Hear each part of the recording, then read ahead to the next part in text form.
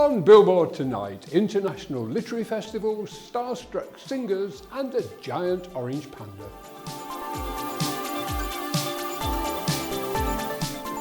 Welcome to Billboard with me, Ted Stanley, for our monthly roundup of arts and entertainment in East Yorkshire and Lincolnshire. Music, theatre, comedy and art all feature on our show tonight. But first, literature, and Hugh Richards with a review of the latest book releases. Thanks, Ted, and buenos dias, because we start with the best-selling living author in the Spanish language, Isabel Allende, who is just as good in translation. The Chilean novelist, activist, and sometime freedom fighter now gives us Violeta, the story of an extraordinary woman's 100-year lifetime.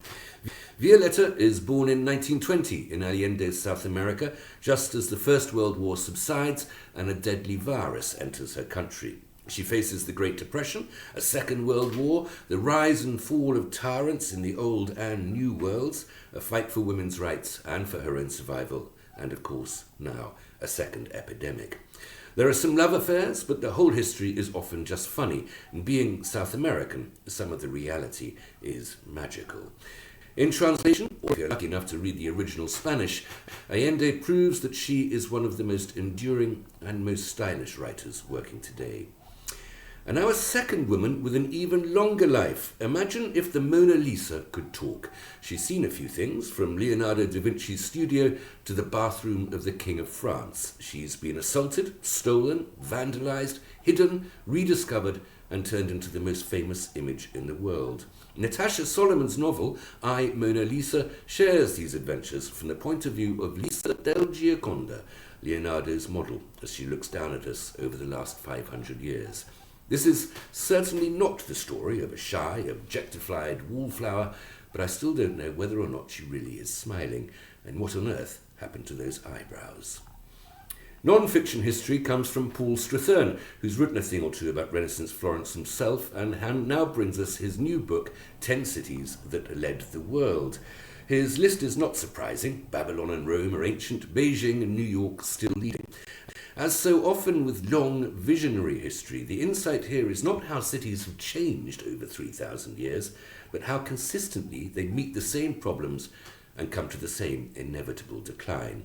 Much of this story will be familiar to anybody who reads history, but the local and urban focus is revealing, and I might move to the country.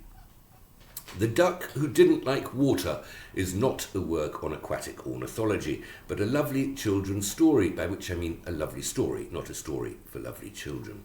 Steve Small is best known as a children's illustrator, but he's turned his brilliant pen to writing the adventure of the hydrophobic duck who had no friends and really didn't mind. Quite happily alone and, importantly, dry, he reluctantly agrees to help a frog find his way home. I quite liked the grumpy duck before he had to make a friend, but children like a happy ending. And when it comes to water, Ted, I'm with W.C. Fields. Cheers.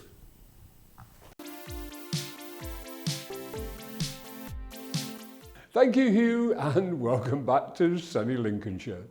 In other literary news, the 2022 Hammond House Annual Anthologies, launched this month, feature the winning and shortlisted entries from the 2021 International Literary Prize, which saw entries from nearly 28 countries around the world. Both anthologies feature cover artwork by Lincolnshire artist Deborah Geddes, and the collection of poetry and songs has been illustrated by artists across Europe. Both books are available now at hammondhousepublishing.com. Music news now, and Book the Band artist Ellis Wood features in the first episode of Starstruck, the new ITV show that sees talented performers become the I've been singing now for roughly 3-4 years now. I perform as myself and Ariana Grande and Dua Lipa. I feel I've naturally got a bit of a different voice from them, so it's a bit of a challenge to get to where they are as performers, but definitely, yeah, an influence to some degree. If it's just me, then some lively numbers, a nice mix of genres, different styles, and hopefully just a bit of a feel-good factor. Let me say, you got me begging you for mercy. Why don't you release? You got me begging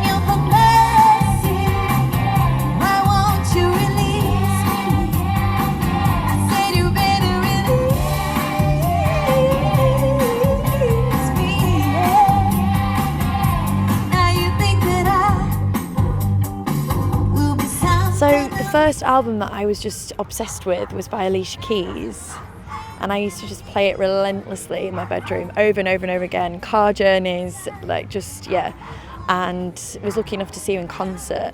I also play the piano, so from that side of it was also a massive influence because she just made it cool. She made playing piano cool, and I just think she's amazing. You got me begging you for mercy. Why won't you release me? You got me begging you for mercy. Why won't you release me? I said you better release me. So I started my music career in Spain, so I'd really like to see what the UK's got to offer me, and the rest of the world. Who knows? It's just something that throughout the whole lockdown I've thought of and dreamed of, and now it's actually happening. It's just amazing. It's so good, yeah. With a nice audience that's up for having a good time, and just I think after such a long break, I'm happy to just be performing again. You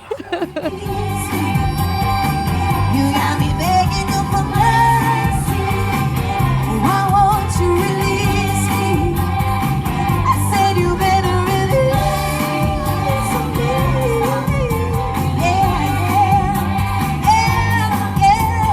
Mercy. I'm begging you for mercy. I'm begging you for mercy. I'm begging you for mercy. If you're looking for a great local band or solo artist for your music venue or event, you can find them at www.booktheband.uk. More music now with our own songbird, Kirsty Hannah. There is a house in New Orleans. The sun will be rising on the Plowright Theatre in Scunthorpe when the most iconic rhythm and blues band of the 1960s stops by on their farewell tour. With over 20 global hits, including We Gotta Get Out of This Place, Don't Let Me Be Misunderstood, and the multi-million selling anthem House of the Rising Sun. The legendary Animals will be performing live on Saturday the 12th of March.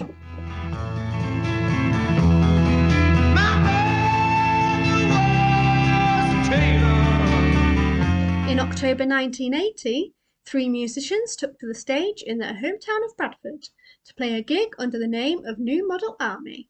Led by frontman and songwriter Justin Sullivan, this was the start of a remarkable journey, which 40 years on has seen them develop a fervent worldwide fan base and reach multiple milestones of both creative and commercial success. You can see them at the Engine Shed in Lincoln on Thursday the 16th of March. Weary land be rested, and the killing season over. Let the shadows stretch. Also at the Engine Shed on Sunday the 27th of March is Gretchen Peters, the contemporary composer for artists like Patti Loveless, George Strait, Bryan Adams and Faith Hill. One of Nashville's most beloved and respected artists, Peters will be performing some of her most popular and moving songs, including The Matador and On a Bus to St. Cloud. With the snow falling down around you like a silent prayer. Quirky folk trio The Curiosity Band are providing the entertainment for a tea concert at the Riverhead Theatre in Louth on Wednesday the 23rd of March. And finally, New Theatre Royal in Lincoln are hosting Absolute Reggae on the 4th of March. The music that filled the airwaves during the 80s and 90s is brought to life again by Johnny Too Bad. In this 2-hour show, the band who once backed Sting and Pat O'Banton recreate the million-selling songs of the reggae era from UB40, Inner Circle, Bob Marley and Big Mountain.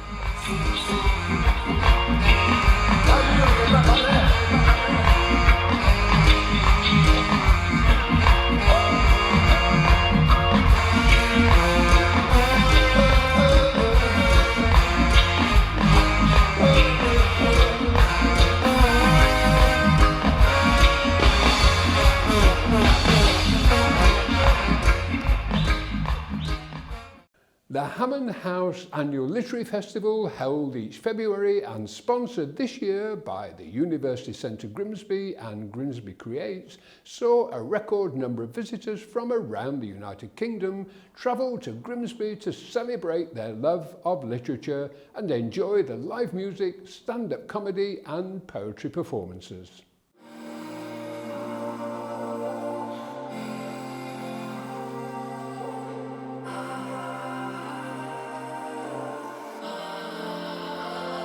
Say that I don't listen. It's been amazing. I had never expected to win at all. I was completely shocked when my name was read out on the Billboard announcement. I'm very proud. It was wonderful. I suppose formally this turned into quite a project. It was very dear to me, I suppose, in a sense. It's really my first shot at it, officially. It was incredible, yeah. It was such a wonderful feeling to have something that I'd written do so well in the competition. And it came at a point where I just sent off drafts of things that got rejected, so it was a real lift to get the email. I was really excited to come up because I've only started writing properly in the last couple of years, so I felt really honoured to be able to be shortlisted, and I thought it would be a wonderful way to meet other writers and get inspired.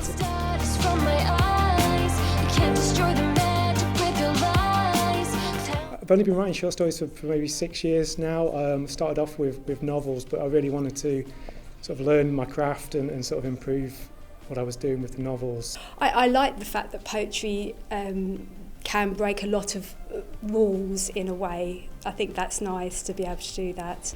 I think it's, you know, a beautiful art form and way of people expressing themselves. I was able to write what I felt I wanted to put out there much more clearly than I could draw it. So I think that was more satisfaction I got from that, and then it became the thing that I could do. If I sat down and did writing, I wouldn't look up again until 5-6 hours later, and which I hadn't had before, which is a lovely feeling. It sounds very corny. Life is a bit of a theatre, so and when I'm teaching and directing, it's just ingrained in me, and so I think that's where the writing comes from.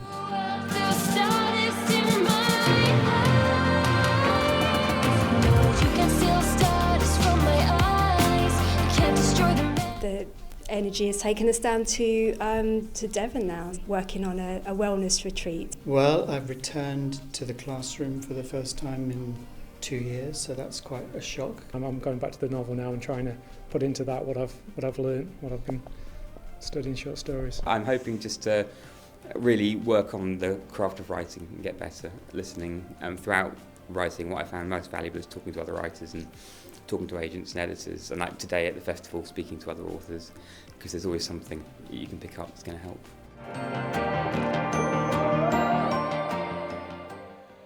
Festival visitors were joined via Zoom by award-winning writers from around the world to share their love of writing and celebrate their success. The festival also saw the launch of the 2022 International Literary Prize with categories for short story, poetry, script writing and songs, and new for this year, comedy, featuring stand-up scripts and sketches. The theme for this year is changes, and the entries close on the 30th of September. Full details from hammondhousepublishing.com. Changes, changes. I am making changes for the better every day. Don't judge me. 3 of the leading care providers in North East Lincolnshire have joined together to offer a complete range of services for those in later life. 3 organisations who deal with older people are all coming together to offer a holistic service where older people can get whatever they need. We've formed it so that we are working together, serving the community, and we all have the same aims. I think the benefits are that the older person gets a wider choice, and also it's about wider reach. The new Later Life Partnership provides a full range of services and support to help you maintain your independence and make the most of later life.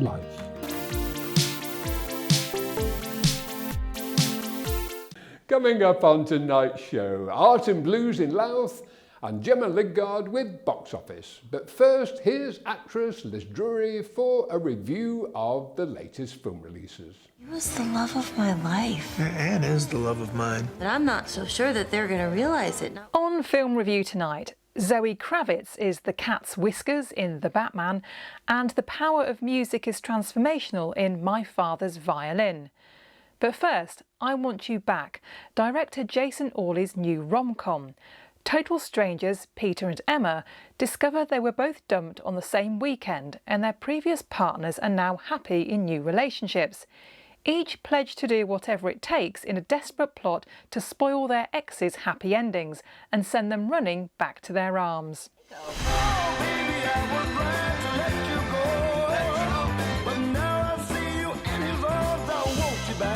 You are somebody that a person could fall very deeply in love with.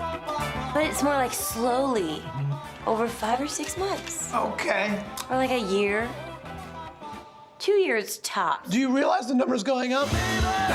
Turkish director Ondaç Hasnecioglu's My Father's Violin may be full of clichés, unsurprising plot turns and an implausible ending, but this is all forgotten in the energy and joy that emanates from lead actors Ure and Duzyetan as they lock horns in a roiling rage that turns into deep affection as the pair discover the importance of forgiveness, family values and the power of music. After the heartbreaking loss of her father, 8-year-old Özlem tries to connect with Mehmet, a distant uncle who's been charged with her care.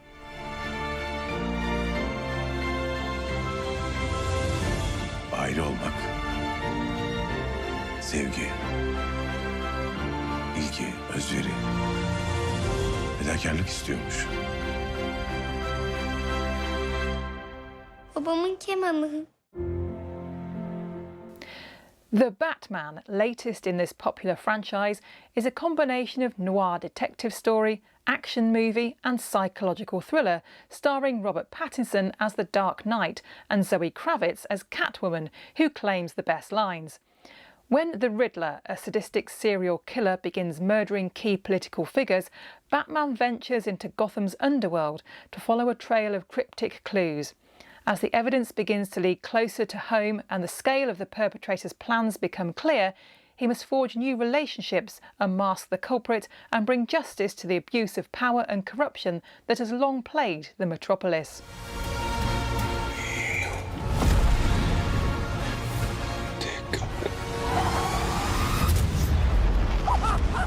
I got you! I got you!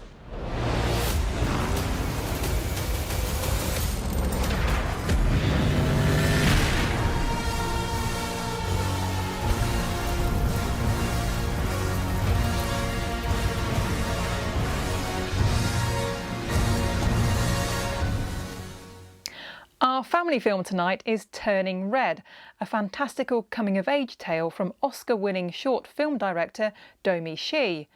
Mai Lee is a confident, dorky 13-year-old torn between staying her mother's dutiful daughter and the chaos of adolescence.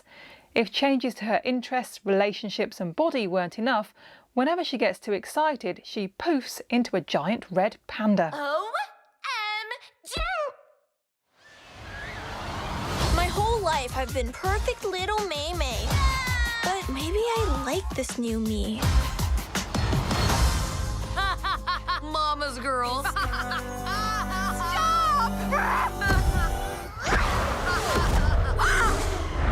It's gonna be me. Following extension and refurbishment to provide a larger exhibition space, the Hammond House Gallery in Louth reopens on the 1st of March with a brand new exhibition of original paintings and sculptures by local artists.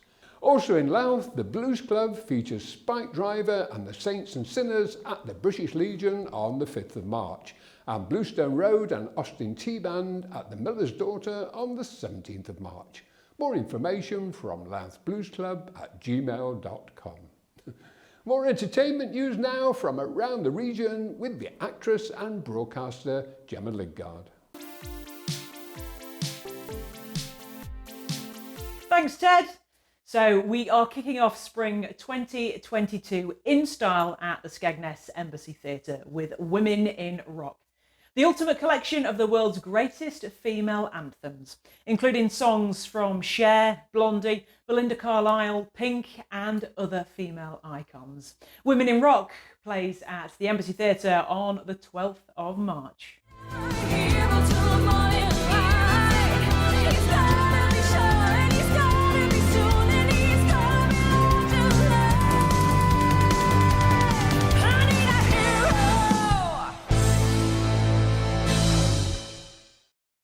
At the East Riding Theatre in Beverley, a brand new musical from John and Elizabeth Godbar plays from the 2nd of March through to the 26th. Ruby and the Vinyl follows a pop-up record and vintage clothes shop where magical things happen. But is everything as it seems? The music is one of the best parts about the show. So Ruby is absolutely incredible and the songs are genuinely beautiful. I can't wait for people to hear it. We hope you enjoy the show.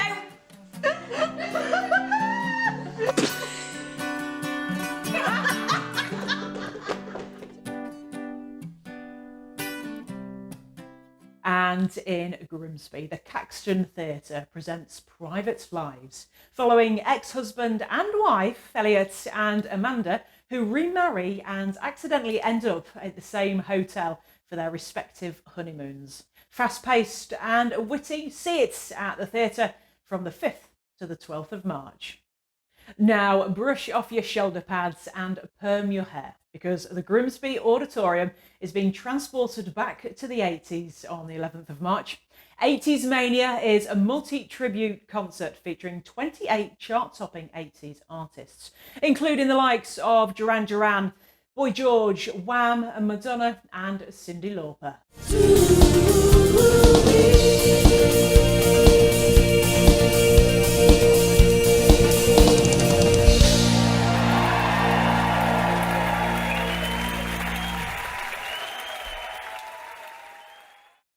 And finally, down at Lincoln Drill Hall, hop on board the Soul Train on the 18th of March with a show jam-packed of 60s and 70s soul classics, with songs by Stevie Wonder, Aretha Franklin, Tina Turner and more. You will sure to be singing and dancing. Oh, I'm saying it. Let's stay together. Well, that's almost all for tonight's show. You can keep up to date with the latest news on our Facebook page. And to make sure you don't miss any of our programmes, click the subscribe button below. If you have a story you would like us to feature on Billboard, email details to news@billboardtv.uk. From everyone on the Billboard team, thank you for joining us tonight. We look forward to seeing you next month for more entertaining news, entertaining guests and great music. You got me begging you for mercy. Why don't you